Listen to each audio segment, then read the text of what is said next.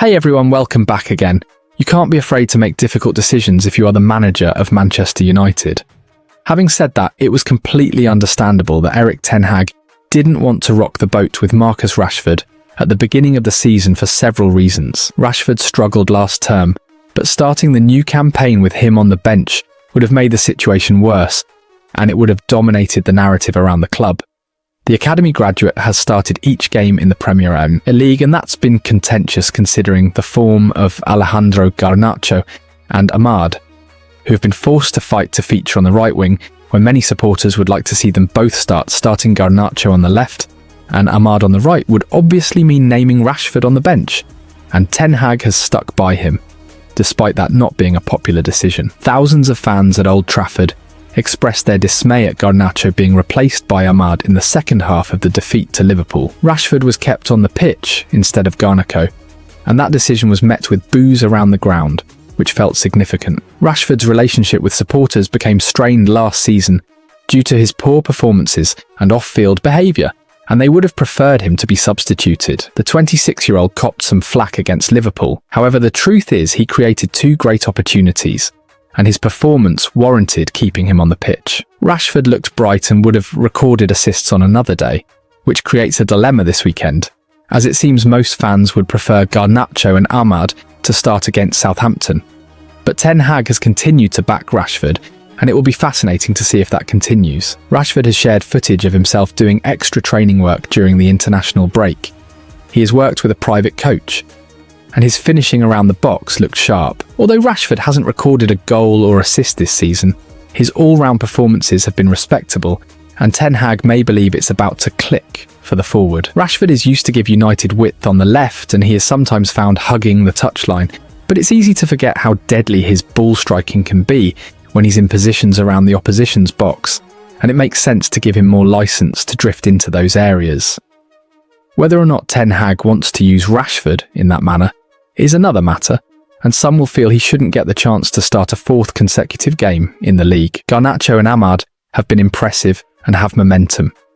The theory is they should be starting on form, but do you remove Rashford from the starting team when there have been positive signs? Ten Hag might play it safe, but gambling on the younger wingers could pay off.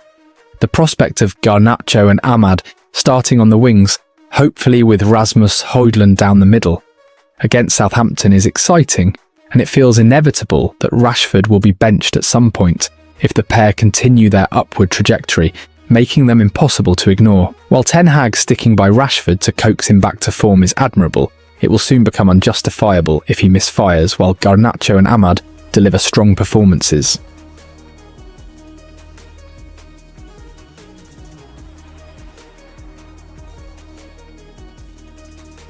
Hey Devils, welcome to United District. Here you get latest news updates for Man United. Here we go. Manchester United defender Matthijs de Ligt made a mistake that led to Germany's first goal on Tuesday night, and Ronald Koeman substituted him at halftime to protect him. De Ligt, who joined United from Bayern Munich for an initial €45 million, £38.4 million, didn't play a single minute for the Netherlands as they made the semi-final of Euro 2024. The defender was overlooked for Stefan de Vrij and Virgil van Dijk, but was given the chance to start alongside the latter in a Nations League clash against Germany on Tuesday. However, De Ligt made a mistake for Germany's equaliser in the first half. He played a poor pass and lost the ball, and was eventually hooked at the interval, suffering the same fate as Casemiro did against Liverpool when being replaced by Brighton centre-back Jan-Paul van Hecke. Ligt has fallen down the central defensive pecking order for his country, and De Vrij, Van Dijk, Mickey van der Ven of Tottenham and Van Hecke now all seem to be ahead of him. Koeman spoke to Dutch broadcaster NOS after the game and was asked to explain his decision to remove De Ligt at halftime. "Of course, I would rather have kept Matthijs on the pitch," he said. "It just looks like he is now in a period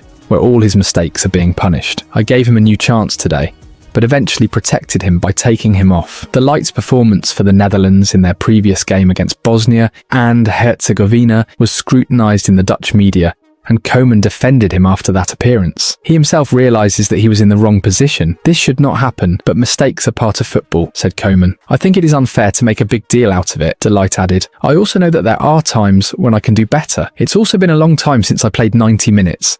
If I have to name something, I'm most satisfied with that. That second goal where I can't get my footing, I know from myself, the more matches I play, the better my footwork gets. In my head, I know that I will do better next time. Dalot made his full United debut against Liverpool and is set to feature against Southampton.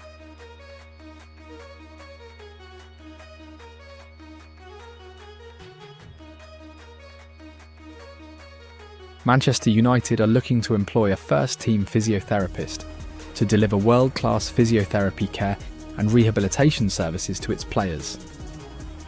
Erik ten Hag was forced to contend with an unrelenting injury crisis throughout 2023-24, and Ineos season review concluded injuries were concentrated in key positions. Gary O'Driscoll arrived at Old Trafford from Arsenal to become head of sports medicine in September, and he's since worked closely with the new football structure to investigate why United recorded the most separate cases of injuries in the Premier League last season. Robin Sadler was head physio, but left United in February as part of O'Driscoll's changes, which saw Jordan Rees follow him from Arsenal to become the new head physio. There were further changes in the summer as the departures of first-team physios, Richard Merrin and John Davin, were confirmed, and both were long-serving members of staff. Merrin had been with the club for 23 years, and Davin had been on the staff for 27 years, and their exits were said to be part of a wider restructuring of the medical department. Ibrahim Kerem had worked as the physio for United's women's team since 2021, but joined the men's team in December, and O'Driscoll, Rees and Kerem will be supported by the new incoming first-team physio, who United are looking to appoint by launching a job advert.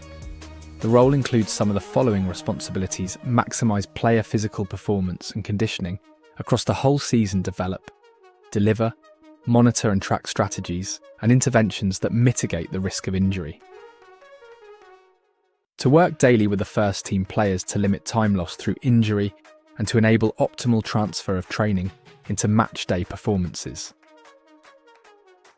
To develop and deliver world-class rehabilitation for injured first-team players from point of injury to return to full-team training, to work closely as part of a wider multidiscipline team to ensure the best level of care for first-team players, to work with the head of physiotherapy to deliver accurate assessment, diagnosis, prognosis, and efficient and effective rehabilitation for players who have sustained injury, to contribute to the daily provision of daily preparation of first-team players for training, to assist with match day preparation for fixtures as required, including emergency injury care. Sir Jim Ratcliffe's football structure freshened up Ten Hag's backroom staff ahead of the new season, and it's hoped the overhauled medical department will oversee fewer injuries.